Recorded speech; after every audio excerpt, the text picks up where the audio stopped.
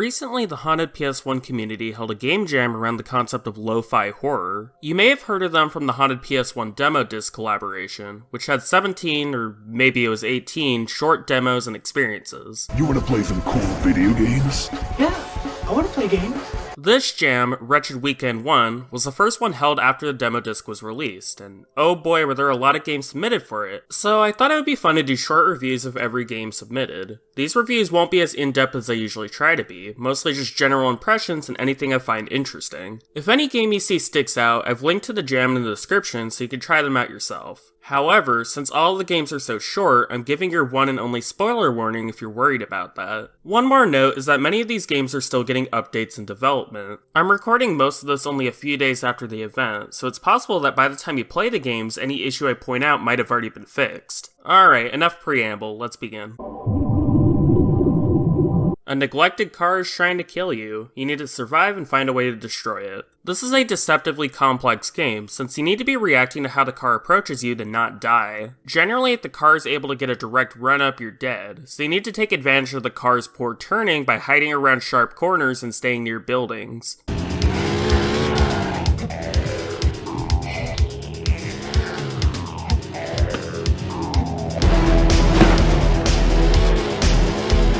The game has multiple endings depending on if you escape, destroy the car at the gas station, or destroy it by being far enough away to not die from the explosion. It's a strange concept done pretty well. Kojirou is more of a small interactive film than a game. The only mechanic is being able to move the wandering runner through some small areas. The visual presentation is very impressive, using fixed cameras and extremely muted colors to perfectly convey the tone of the story.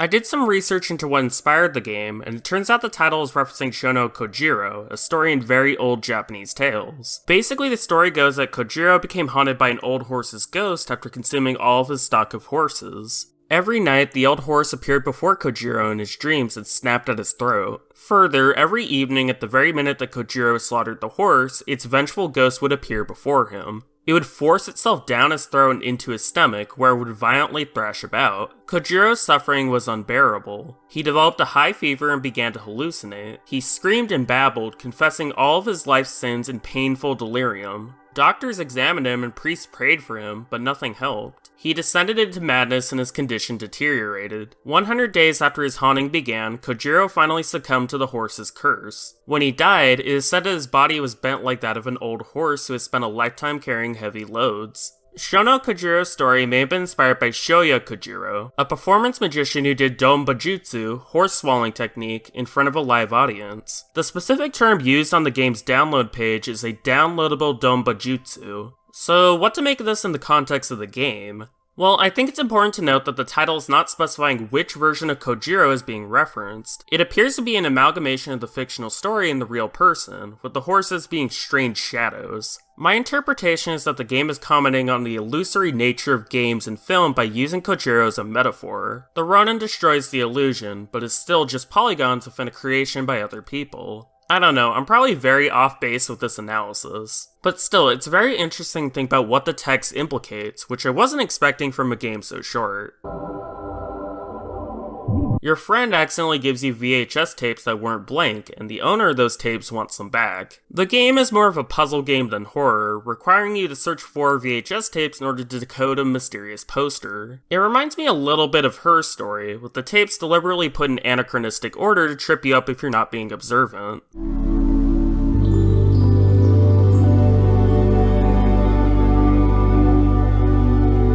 The developers, Paper Cookies and Victor R. Cross, also did No Players Online, and it seems this one is also embedded with hidden secrets that need to be solved externally, such as this QR code. I'm not really sure how I feel about that. I think it adds an interesting level of engagement, but also goes a bit against the game's retro vibe. Still, fun for what it is. This game takes place in a form of purgatory with a beast. The story is mainly told through a series of computer panels, which explain that the beast refused to die and is trapped here. You're given a shotgun and come to the revelation that the beast is actually you, with the implication that the refusal to die, and thus a cycle of violence, will perpetuate. There's also a second ending you can get if you collect all the flowers, but I wasn't able to get it due to the level design being very flat. There's very few landmarks in it, so if you don't know where a flower is, odds are you're just going to be walking aimlessly. I don't mind this when going for the first ending, since I feel it's designed very well around the setting, the flashing beacons, and the fog and all. But when the game's asking me to locate something in a setting designed around being difficult to see in, I feel it's asking too much. Still, this is a good horror experience, and I would recommend it. This game involves exploring the ocean depths and seeing what sort of strange and interesting things can be found. Your elevation can be adjusted with the corresponding buttons, and you can also send out a signal to locate stuff. I particularly like the replication of the draw distance from the PS1. It makes things feel genuinely unknown and contributes well to the tone. The ending does result in your main character drowning from the creatures breaking the suit, but it was entirely preventable on your part if you didn't ignore the depth warning. Maybe some things shouldn't be messed with.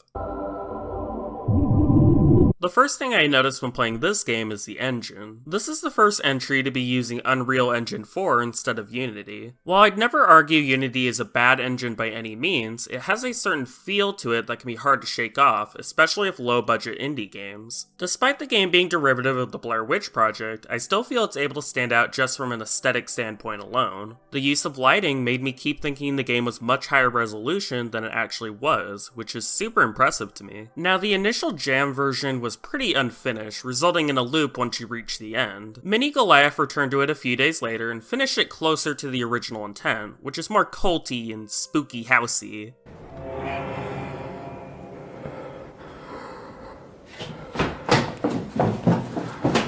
I like it a lot. This is a game very early in development, with a cool aesthetic. The field of vision is very claustrophobic, and the few things in it are a bit eerie.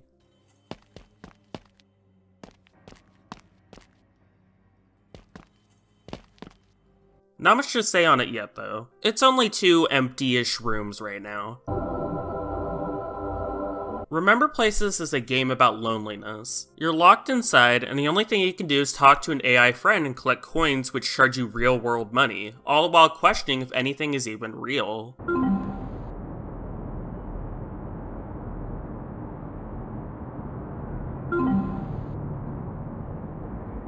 The game has 2 endings, technically. The first is if you choose to leave the apartment, you see a void and then the game closes. The second is if you choose to return to the AI friend, who will be happy to see you while the credits roll. Neither ending really offers any peace, because no matter what, these characters are trapped. Either trapped within the confines of the game, or trapped with each other in a relationship that is toxic and parasocial. The AI friend can only do things confined within the exploitative program it's coded in. They even tell you multiple times this is the case.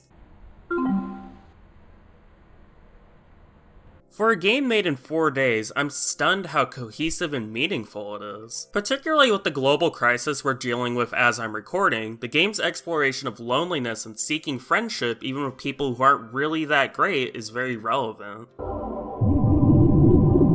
Originally, this game was 4 short scenes of carrying the body of someone named Christine. It ends pretty abruptly, but it received an update which adds an ending in this lighthouse. I wasn't super into this one, honestly. I think some of the aesthetics are pretty cool, but these untextured 3D models for characters left a lot to be desired. And the use of notes towards the end to spell out what you're doing was really confusing and anachronistic. The main characters taped up notes in chronological order for themselves, or visitors or something. It's weird, and I don't think it was necessary to understand what's going on. There was also a lot of pretty unsubtle railroading, with invisible walls and desks? I don't know. It probably would have been better to just have the character explain why they don't want to go somewhere instead. I like the idea of an anthology concept, so maybe later games will be more engaging for me personally. The goal of this game is to appease the gods that give you water by feeding them. It's a climbing game, which is done automatically by holding forward against a wall and jumping. You can also jump off a wall once you're on it. I think the sense of scale is interesting. It creates a genuine sense of mystery and intrigue. However, I think the gameplay's a little too simple for the setting. You're mostly going a straight path to your destination, with only one section requiring you to navigate in a more dynamic way. Rubeki's other climbing game, Hatch, used the gaze of the half-sun to require you to move and avoid it. It makes even simple climbing more dynamic due to that. Obviously, Do was made in a much shorter time frame, so I don't want to fault the game too much when it's honestly pretty impressive that the mood and scale were realized at all. Bleak Shore is a nice change of pace. You play as Izzy, and you need to find her girlfriend Orla on the titular Bleak Shore after a cryptic message. Gameplay mostly consists of searching the island to try and find clues as to where Orla is, along with getting a lot of information on their relationship.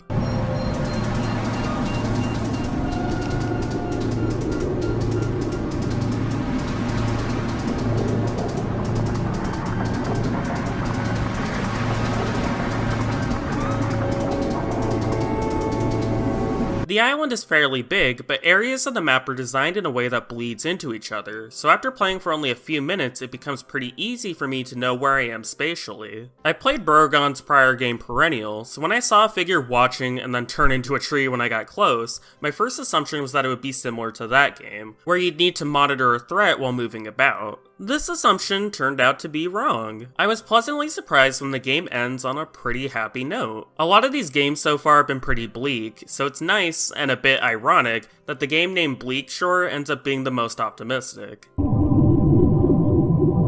In this game, you play as a fisherman who gets lost in Ronwood Lake and has to escape by collecting 3 skulls from the remnants of a lost civilization, all the while trying to avoid a strange bog monster. I found this game to be very frustrating. The lake you need to traverse is very large, with a huge amount of fog and no significant landmarks beyond the skulls' locations. This means that most of the game boils down to you holding forwards with the same scenery.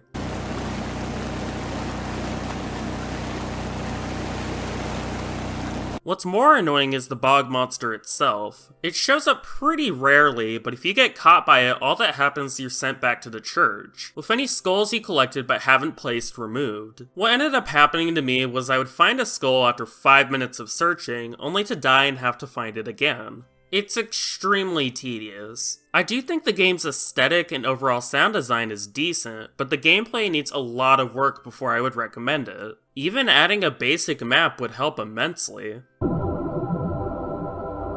In Ashimiyama, you're a sort of zombie or maybe just a traveler walking to awaken a sleeping giant. It's a very aesthetically pleasing game, with the camera and colors shifting in really interesting and dynamic ways.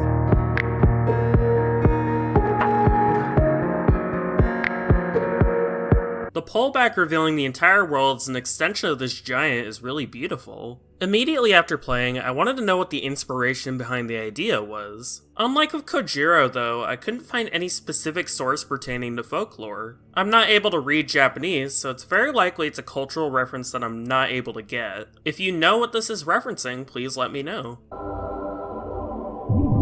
Descend feels a lot like a bad dream. The way locations connect to each other makes sense with the central theme, but not logically. It's a very ambient game and ends without really trying to justify or explain itself to you. What you see is what you get, and I can respect that. The game will be getting a major update soon, so look forward to that.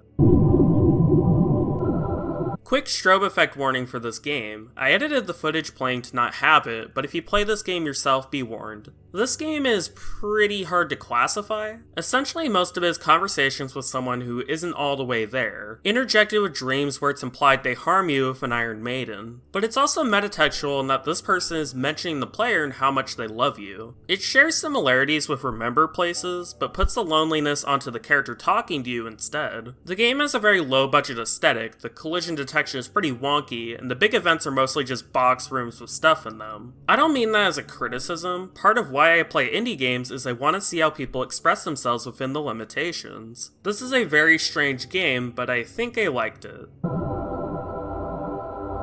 In this game you play as a little girl, or perhaps an animate doll, as you navigate between 2 rooms and a house. The game's definitely not done, so no real thoughts on it beyond it being interesting from the amount I was able to play. This game is about ushering spirits to the next world after genocide relating to a war, my interpretation of it being World War II. Again, I can't read Japanese, so I might be off on this, but what I found researching was that the spirit bells are related to the Japanese New Year, with the intent of Joyano Kane to remove the 108 worldly desires in citizens, essentially allowing you to go and embrace a new beginning. It's a short little exploration of an idea that it does fairly well. Hey, check out this dog. Color Fiction has done a lot of abstract landscapes you can explore, and this is in a similar vein. The best way I can really describe this game is similar to experiencing a panic attack, which is a really scary experience that I think is fully realized here.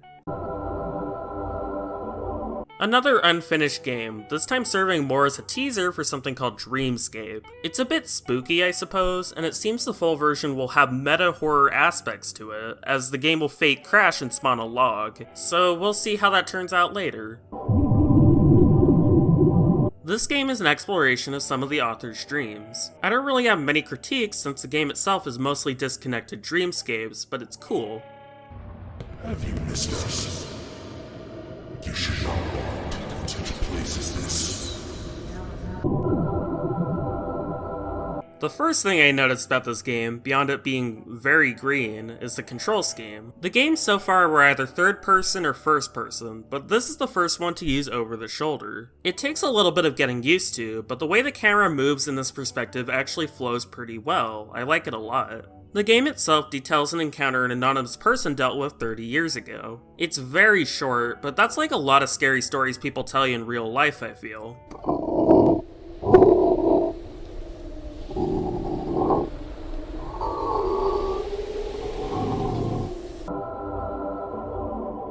This one is just a few teaser locations for the full game, which appears it might involve a serial killer or something. I'm not really sure. I played a few of Somewhat's other games, so I have an idea of what it'll end up being like. As of now, not a whole lot to say yet. Cool environments.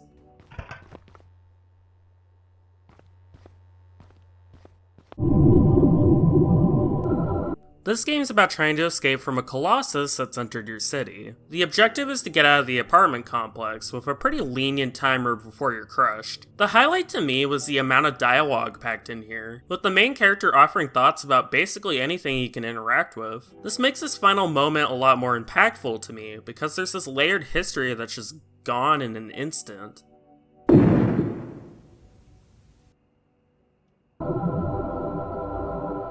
The most interesting tidbit about this one is that the developer made an engine OpenGL within the jam's timeframe. This actually leads to a pretty good scare, because I noticed once you entered the mausoleum, the game started keeping track of where you were positionally in the debug console.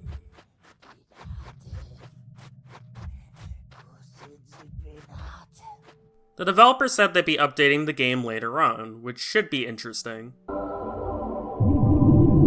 This game plays a lot like older adventure games, where you need to combine items together in order to solve puzzles. I really like the aesthetic of this game, using a low amount of color in order to convey creepy stuff. An issue I have is with the game's control scheme. The camera can be controlled with the arrow keys, and movement can be done with WASD. You unfortunately can't look down, or perhaps I don't know the combination for it, and there isn't a dedicated menu system for carrying items, instead behaving like Granny in that you can only hold one item at a time. I think with some tweaking, this control scheme can work fine, but currently it comes across as a bit tedious, since you can't specifically look at objects you want to pick up and need to sort of fumble around if it's near something else. I was also getting stuck a lot on doors and tight corners, which makes me assume the character's hitbox is disproportionately larger than the visible camera. Still, it's an interesting prototype, and I'll be looking forward to how the final release turns out. One thing I always really like about Ivan's and Nodi's games is the use of silence. Part of why I'm Scared is so effective is because of how often the game will have you be solving puzzles without any noise playing. There's never any cheap jump scares in hindsight, but while playing you can get extremely nervous just from walking around. Quiet Manor has a similar effect. This monster will only appear if you shoot the lock off the kitchen door, implying they were trapped inside. It's a very short game with the only endings being dying and leaving, as far as I can tell. Still, creepy. This game involves being lost in a void and needing to search for the exit. It reminds me of a lot of areas in LSD Dream Emulator, where a lot of the appeal is just seeing what kind of weird stuff you can find. It's the developer's first game, and I think they did a good job.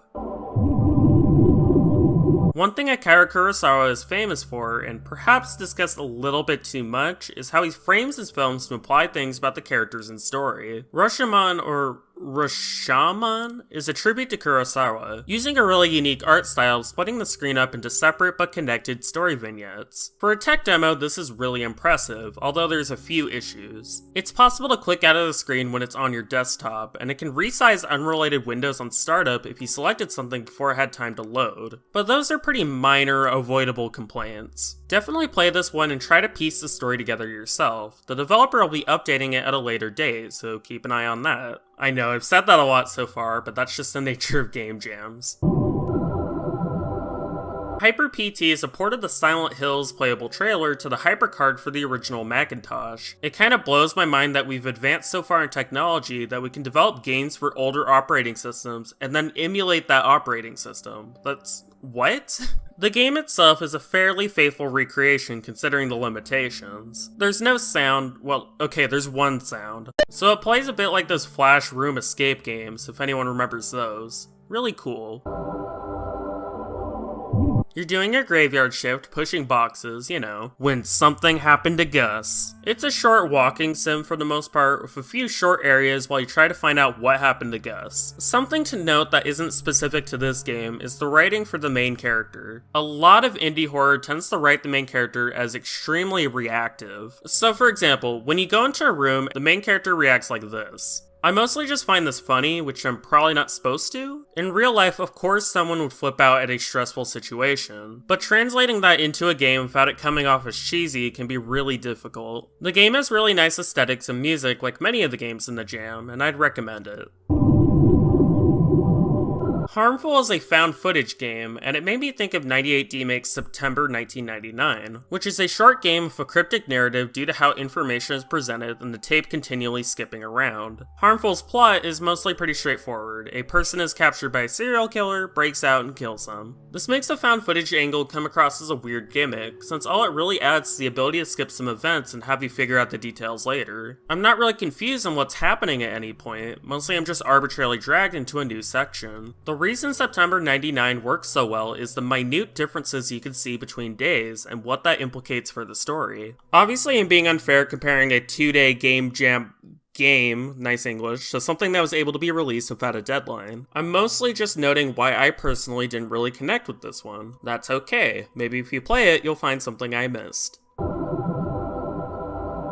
Another custom engine game, this one playing a bit like first-person Silent Hill. It's very short, but the atmosphere is pretty good. I almost died when this showed up. One minor critique is I wish the interiors of the buildings were unique. All three seem to use the same assets. The ending is also rather abrupt. Again, 48-hour game jam. Within that time frame, it's impressive what was done. The main mechanic in this game is lighting torches with your candle, which allows you to relight and also serves as a checkpoint if you die. Structurally, the game is pretty good. The amount of time you have on a candle is fixed, which means many torches are spaced out perfectly, letting you just barely make it if you don't run. Rock monsters need to be avoided, but are mostly simple aside from some tricky placements here and there. This game also has the best ending?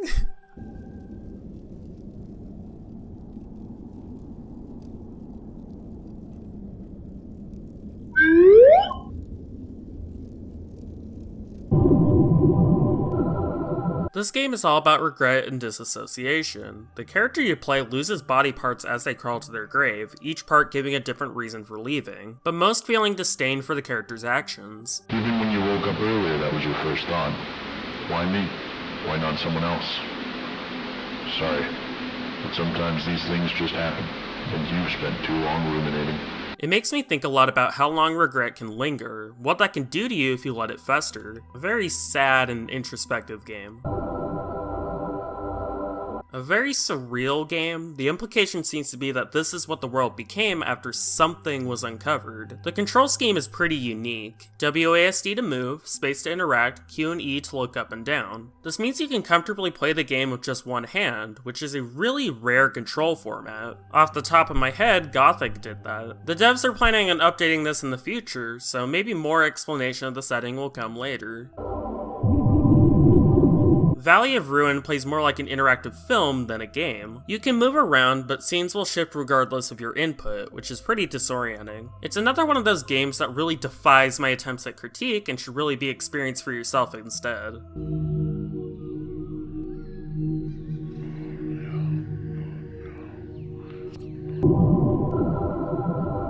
This one's a bit baffling. You start the game and projections of yourself seem to haunt you. You examine a computer and those projections seem to meld with you. The submission text has the tagline, "When you stare at the screen stares back." So this screen represents a crisis the main character is going through, but what that crisis is specifically is left blank. A crisis of identity, perhaps? Not sure what to make of this one.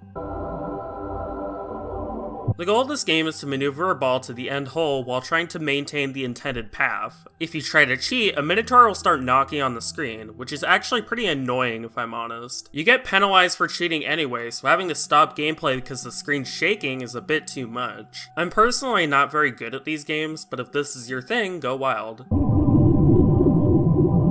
Another puzzle game. This one's main gimmick is pressing a button to reveal hidden secrets, which becomes more complex as you go along. The sound design is also really cool.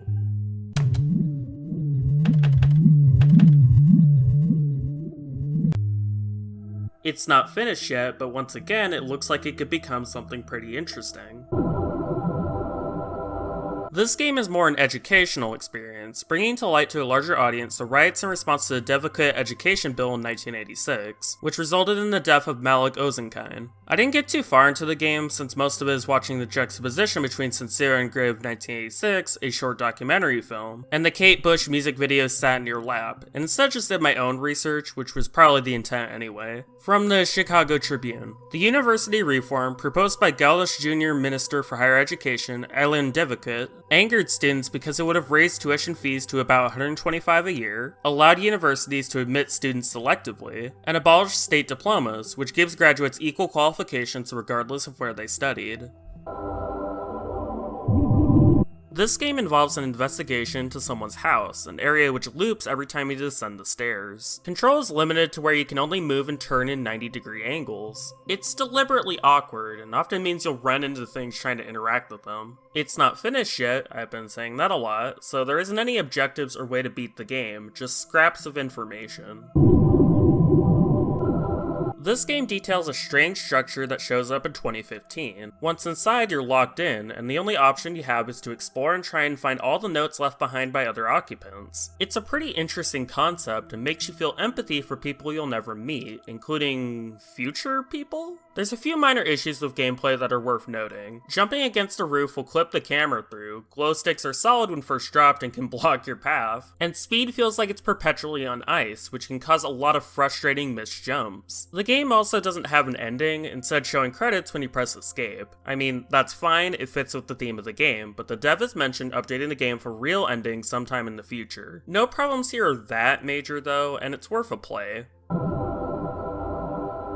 This game is heavily based on Yume Nikki, but 3D. This was definitely a good choice, as it helps give an identity to the game all its own by not relying on the same engine as the original like many inspired games tend to do. It's an alpha demo, so there's only a few areas to explore, but it follows the same logic of different areas connecting together via events or objects. Beating the demo requires navigating this dark lamp area, the map of which can be found in the red maze. It's a bit of an annoying puzzle, since even knowing the solution, it can still take a long time. Of course, this is without any movement effects added into the game, so I would assume once that's implemented, the issue will go away. I'm keeping tabs on this one. This is a short game about collecting books in a nearly endless library. Every time a book is collected, the entire landscape shifts and opens up new areas. It's a simple game, but the ending is what makes it interesting. Essentially, your quest for knowledge ends up completely consuming you, and you become part of the library. In hindsight, this creates a lot of interesting layers. Like, was the statue someone who used to be here? Is the shadow a sort of warning against seeking too much knowledge? It's up to speculation. Another non-Unity game, this time Construct 2, which I actually didn't know could create 3D games till I researched it. Neat. The game only has W to move forward and spacebar to interact, with the camera controlled by the mouse. The main character moves very slowly, which seems like it'd be annoying, but the levels are designed around the speed. This alternate dimension seems interesting, but it's only at the end that anything strong is done visually with it. Mostly you're just navigating puzzles in standard rooms with weird flesh monsters to talk to. A few minor issues I had was the mouse randomly escaping the window while I was playing in windowed mode, and open gates being indistinguishable from closed ones. Beyond that, it's interesting enough to hold your attention for its runtime. This is a very short demo for a narrative walking sim of some sort. The main character, who is implied to be a sentient doll, narrates events which are placed like action figures as you go. The art style is very clean, with none of the typical texture warping seen in these PSX-inspired games. The music also comes off as more whimsical, like a dark fairy tale is being read out loud or something.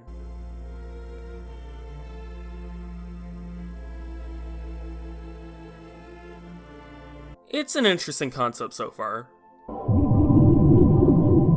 Another library horror game. Hey, we got 4 Japanese-rooted games, coincidences are bound to happen. This game involves learning about a Meta, which is a monster that's been attacking the main character's monastery. The creepy music playing while you learn about it definitely helps with the atmosphere, along with the low lighting and fixed cameras.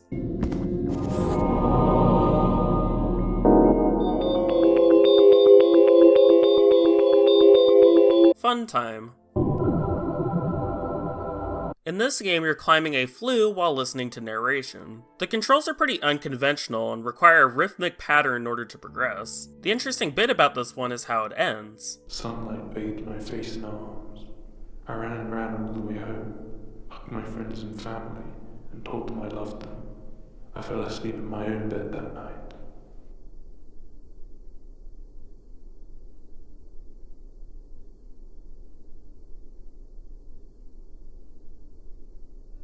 The entire time, you think the narration is referring to who you're controlling, but in actuality, the narrator is talking to your character and you're just kind of screwed. It's such a neat idea and gives you such a good feeling of confusion.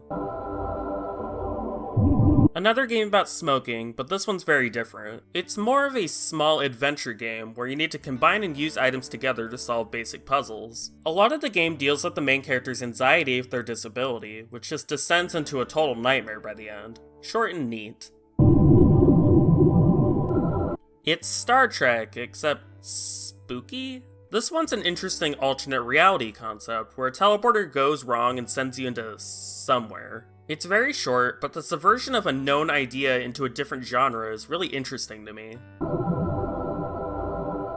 Dissonantia is about being lost in a hostile environment. It's similar to Carcavis in that the game is using heavy distortion to unnerve you. There really isn't much to do beyond fall and eventually die, presumably, but it's a really anxious experience and I would recommend it.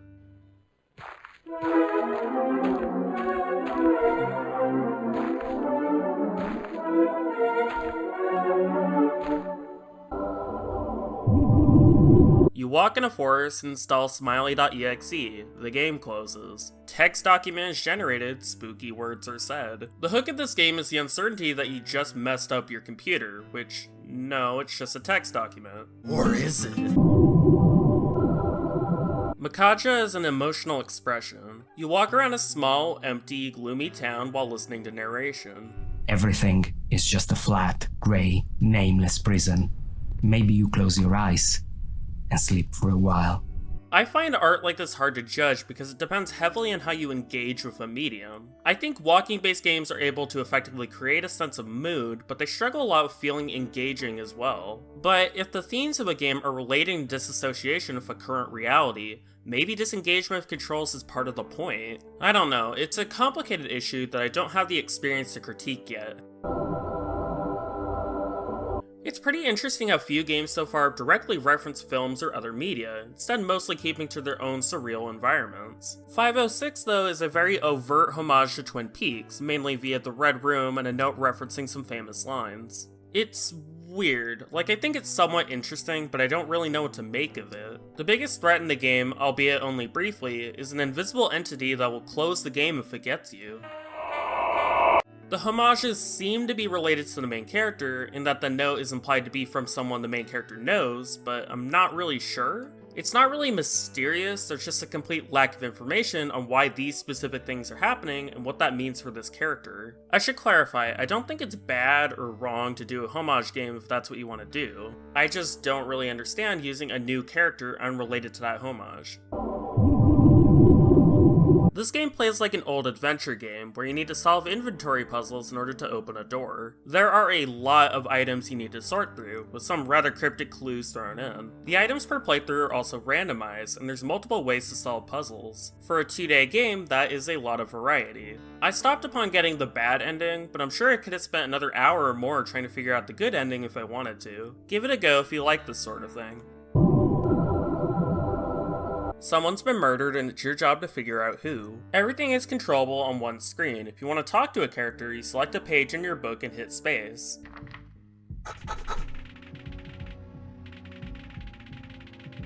It's a pretty tense game because you don't really understand what's going on until it dives straight into cosmic horror. A pretty close-knit community, don't you think? Like most of these, a simple concept done really well. This is mostly disconnected thoughts and emotions after the end of the world, whether that be literally or metaphorically is up to interpretation. It's deliberately minimalist, which I like, but the really slow speed you walk was a bit annoying. Funny enough, the developer Empirikic did a little update that makes you go super fast, so they have a sense of humor about it. Another good old dreamscape game. This one is even more abstract than the others, mostly having you interact with shapes that make pretty noises. I don't think the game is finished, but that's alright. Play it for some chill atmosphere for a minute. This is a really cute demo for a single button RPG, where attacks and defending are more like miniature WarioWare games than specific set animations and the like. Most of the mini-games can be learned easily. The only ones I thought were kind of annoying were the mashing ones, since that can wear out your hand really easily. It'd also be nice if the enemy had a health bar. Beyond that, cool proof of concept. This one involves exploring an abandoned construction site, only occupied by strange computers, maybe? The game has a few brutalist motifs to it. If you don't know what I mean, brutalist architecture was a building design trend that tapered off around the 80s, characterized by the buildings often feeling cold or alienating. That's in here, and it's pretty cool. This is the most dog sled horror game I've ever played. I don't even know what that sentence meant. The main mechanic here is controlling the dogs on a sled while you find mailboxes and try to piece together what happened. It's a pretty weird feeling seeing the dogs turn, but your character remains mostly stationary. An equivalent feeling I tend to see whenever I watch VR game footage. The contrast between this specific setting and the weird eldritch things you see around is really quite interesting. I think because coming in, I was expecting something more standard, like evil dogs or Yetis or something. I don't design games, please excuse my bad ideas. My only minor issue was that the books are aligned too low, so the bottom of the page is often getting cut off a bit and it makes things a bit harder to read. Beyond that, this is an interesting concept. This one is the developer Jamisam's first game. I've always had a soft spot for beginner RPG Maker projects. I used to do projects in it all the time, and it's such an accessible series of programs it's no wonder there's an entire subgenre of RPG Maker horror games. Heck, Yume Nikki, one of my favorite games, was made in RPG Maker 2000. But anyway, back to Dahlia. The story's about, well, Dahlia, and more specifically what the deal is with the pain she's experiencing and someone she's trying to find. The twist is that Dahlia is an animate doll, and is still tied to the person who created her. The original art used is actually really good. I like the aesthetic a lot. For 48 hours, it gets what it's trying across fairly decently. If there's a full version sometime later, I'll be looking forward to it. Another game, another engine, this time in Monogame, which I don't know anything about, sorry. This is a very short puzzle demo where your field of view is very limited. You can place orbs as seeing sources, and also need to find your way a bit blindly. This could turn out to be a fun puzzler when it's done.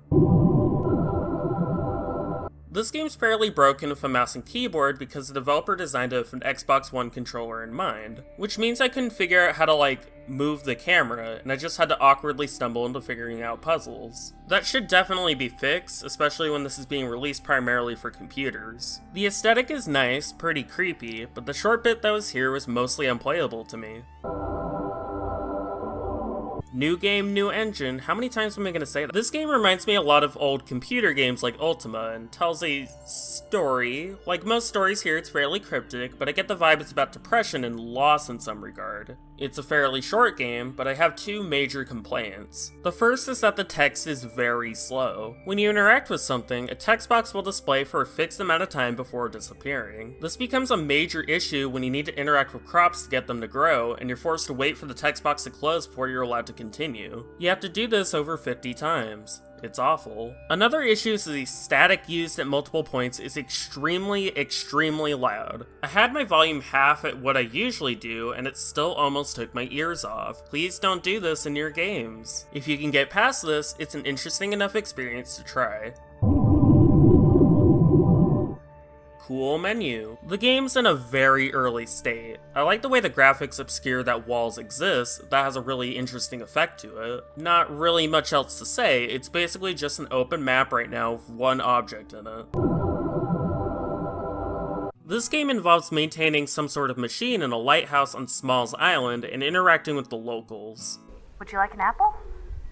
The game uses repetition of the setting on different days to show the gradual decline of the island, the implication that you're partially responsible for it. There's a lot to unpack here. For one, what it does with player agency is really interesting. Characters will offer you something or ask for your help, but you're completely unable to do anything besides talk to them.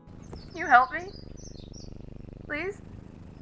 Please?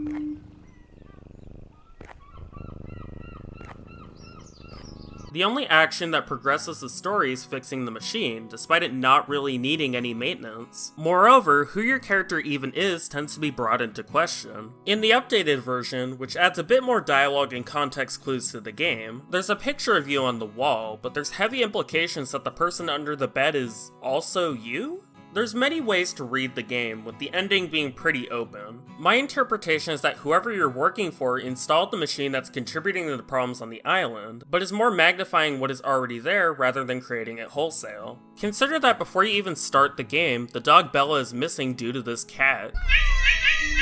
The cat even thanks you for not ratting him out to the kid. The fisherman is highly critical of you, with his lines having a double meaning. The most important is this one.